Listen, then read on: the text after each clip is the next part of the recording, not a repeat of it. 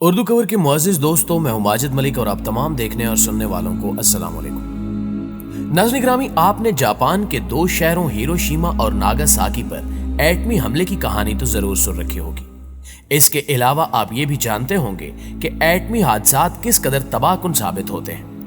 یہ تو ایٹمی حملے تھے جو باقاعدہ منصوبہ بندی کر کے کیے گئے تھے اور ان کی نوعیت ہی کچھ اور تھی، جبکہ کچھ حادثات ایسے بھی ہوتے ہیں جو کسی تجربے کے دوران غیر ارادی طور پر سامنے آ جاتے ہیں۔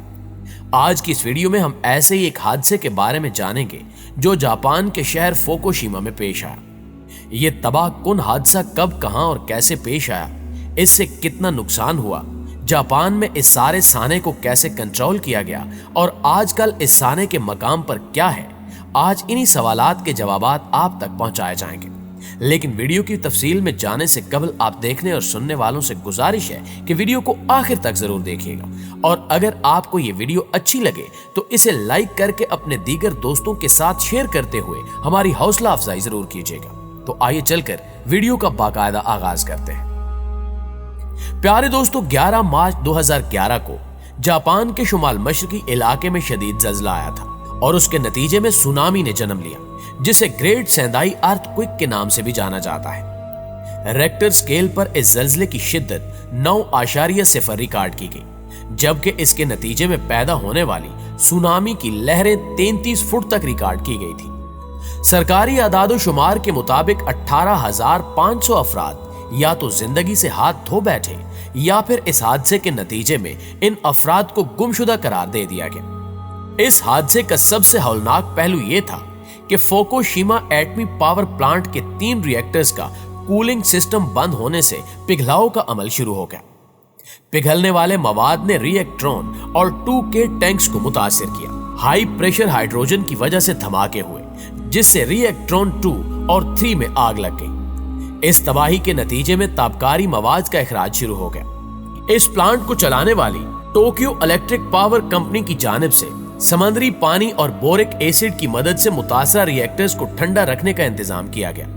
ماہرین کے مطابق فوکوشیما ایٹمی پاور پلانٹ کا حادثہ اپریل 1984 میں چرنوبل کے ایٹمی پاور پلانٹ کو پیش آنے والے حادثے کے بعد دوسرا بڑا حادثہ تھا۔ ممکنہ تابکاری اثرات کے پیش نظر جاپان کی انتظامیہ نے 30 کلومیٹر کے اطراف کے علاقے کو نو فلائی زون قرار دے دیا، جبکہ متاثرہ فوکوشیما ایٹمی پلانٹ کے اطراف کے 20 کلومیٹر پھیلے علاقے کو خالی کروا لیا گیا، جس کا دائرہ کار بعد ازاں 30 کلومیٹر تک بڑھا دیا گیا۔ ارد گرد کے ان علاقوں میں رہائش پذیر افراد کو یا تو گھروں میں محدود ہو جانے یا پھر نقل مکانی کے احکامات جاری کیے گئے۔ تمام تر حفاظتی اقدامات کے باوجود اس بات کا انکشاف ہوا کہ فوکوشیما کے قرب و جوار کے سمندری پانی میں بھاری مقدار میں آیوڈین 131 نامی تابکاری مواد موجود ہے۔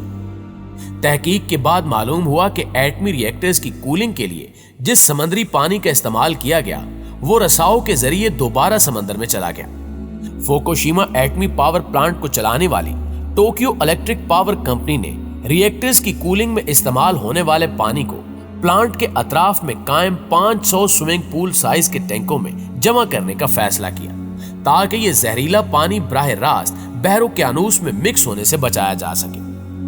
ایک اندازے کے مطابق ان ٹینکوں میں 1.3 ملین ٹن پانی جمع کیا گیا۔ ٹوکیو الیکٹرک پاور کمپنی کا کہنا ہے کہ اب اس کے پاس تابکاری مواد ملے زہریلے پانی کو جمع کرنے کی صلاحیت تقریباً ختم ہو چکی تھی۔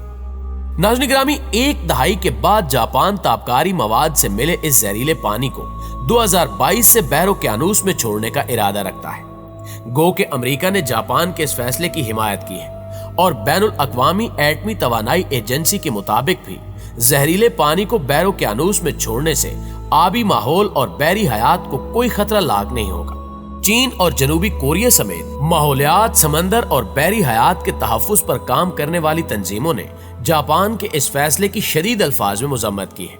ماہرین کے مطابق جاپان کا یہ اقدام سمندر اور بحری حیات کے لیے آرماگیڈن ثابت ہوگا۔ ماہرین کے ان تحفظات کے برعکس جاپان کا موقف یہ ہے کہ Tokyo electric power company advance liquid processing system کی مدد سے زہریلے پانی کو فلٹریشن سے گزار کر ٹینکوں میں محفوظ کرتی رہی ہے۔ اس عمل سے پانی میں تابکاری مواد نہ ہونے کے برابر ہوتا ہے۔ इंसानों और बहरी हयात पर इसके मुज़िर असरात मुरतब नहीं होंगे। माहिरीन ने जापान के इस दावे को रद्द किया है कि एटमी रिएक्टर्स की कूलिंग में इस्तेमाल होने वाला पानी फिल्ट्रेशन से गुजरने के बाद ताबकारी मवाद से पाक हो चुका है। उनका कहना है कि अगर जापान ऐसा कोई कदम उठाता है तो वो बैनुल अक़वामी कवानीन की खिलाफ वर्जी करेगा। इसकी वजह कुछ इस तरह बयान की जाती है कि जापान ने लंदन कन्वेंशन 1972 और तरमीमी प्रोटोकॉल 2006 पर दस्तखत किए हैं। इस कन्वेंशन के मुताबिक कोई भी ऐसा अमल जो आबी माहौलियाती आलूदगी का सबब बने, इसकी रोकथाम को मुमकिन बनाया जाए। इस कन्वेंशन के मुताबिक किसी भी किस्म के ताबकारी मवाद को समंदर में छोड़ने की ममानियत है।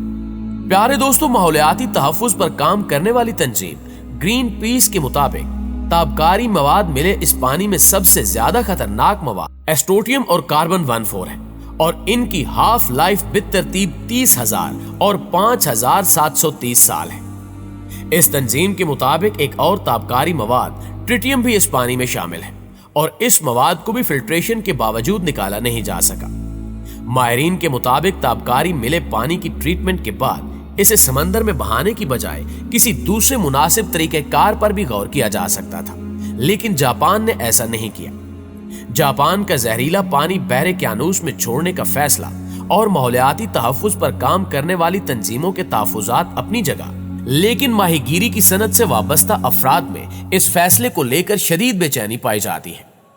जनूबी कोरिया से लेकर गवादर तक माहीगीर सरापे एहतजाज है। जापान की इस यकीन दहानी के बावजूद कि बहरे क्यानूस में जहरीले पानी को छोड़ने से पहले इसमें ताबकारी मवाद न होने के बराबर रह जाएगा और इससे इंसानों और आबी हयात की जिंदगियों को कोई खतरा राख नहीं होगा, माहीगीर ये दलील मानने को तैयार नहीं। माहिरीन का कहना है कि ताबकारी मवाद बहरी हयात के लिए इंतहाई नुकसानदेह है। यह समंदर में मौजूद मछलियों की अफजाइश नस्ल और इनकी सेहत को मुतासिर कर सकता है।